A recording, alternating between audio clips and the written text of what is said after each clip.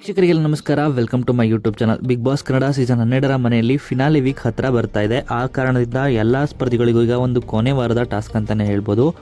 ಅದು ಕೂಡ top 6 contender ಆಗಿ ಆಯ್ಕೆಯಾಗುವಂಥ ಟಾಸ್ಕ್ ಅಂತಾನೆ ಹೇಳ್ಬೋದು. ಅದರಲ್ಲಿ ನೇರವಾಗಿ ಪರಸ್ಪರವಾಗಿ ಸ್ಪರ್ಧಿಗಳು ಆಟವನ್ನು ಆಡಬೇಕಾಗಿರುತ್ತೆ.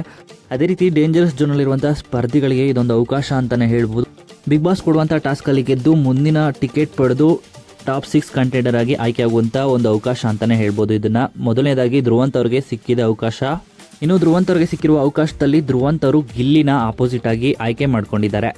ಹಾಗೆಯೇ ಏನಕ್ಕೆ ಆಯ್ಕೆ ಮಾಡ್ತೀವಿ ಅಂತ ಸೂಕ್ತ ಕಾರಣಗಳನ್ನ ತಿಳಿಸಬೇಕಾಗಿರುತ್ತೆ. ಅದೇ ರೀತಿ ಧ್ರುವಂತ್ ಅವರು ಟಾಸ್ಕಲ್ಲಿ ಅವರೆಲ್ಲೂ ಕಾಣಿಸ್ಕೊಂಡಿಲ್ಲ, ಮನೆಯಲ್ಲಿ ಯಾವುದೇ ನಿರ್ಧಾರ ತೊಗೊಂಡ್ರು ಅಷ್ಟೇನು ಕಾಣಿಸ್ಕೊಂಡಿಲ್ಲ, ಬರೀ ತಪ್ಪಿಸ್ಕೊಂಡೇ ಓಡಾಡಿದ್ದಾರೆ.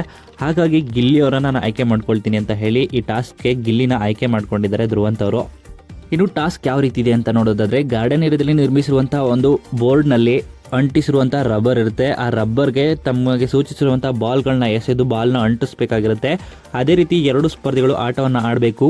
ಅತಿ ಹೆಚ್ಚು ಬಾಲ್ಗಳನ್ನ ಅತಿ ಕಡಿಮೆ ಸಮಯದಲ್ಲಿ ಯಾರು ಬೇಗ ಕಲೆಕ್ಟ್ ಮಾಡಿ ಅಂಟಿಸ್ತಾರೋ ಅವರು ಈ ಟಾಸ್ಕಲ್ಲಿ ವಿನ್ ಆಗ್ತಾರೆ ಅಂತ ಹೇಳಿರ್ತಾರೆ.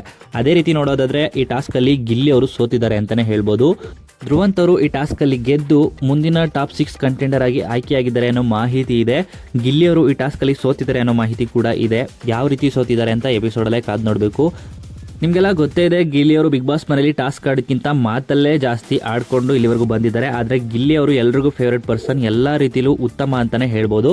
ಆದರೆ ಈಗ ಈ ಟಾಸ್ಕಲ್ಲೂ ಕೂಡ ಗಿಲ್ಲಿ ಅವರು ಸೋತಿದ್ದಾರೆ ಅನ್ನೋ ಮಾಹಿತಿ ಇದೆ. ಇನ್ನು ಏನೆಲ್ಲ ಆಗಿದೆ ಅಂತ ಕಾದು ನೋಡಬೇಕು. ಇನ್ನು ಈ ವಿಡಿಯೋ ಇಷ್ಟ ಆಯಿತು ಅಂದರೆ ವಿಡಿಯೋಗೆ ಲೈಕ್ ಮಾಡಿ. ಬಿಗ್ ಬಾಸ್ ಕನ್ನಡ ಸೀಸನ್ 12ರ ಮತ್ತಷ್ಟು ಹೆಚ್ಚಿನ ವಿಡಿಯೋಗಳಿಗಾಗಿ ನಮ್ಮ ಚಾನಲ್ಗೆ ಸಬ್ಸ್ಕ್ರೈಬ್ ಮಾಡಿ.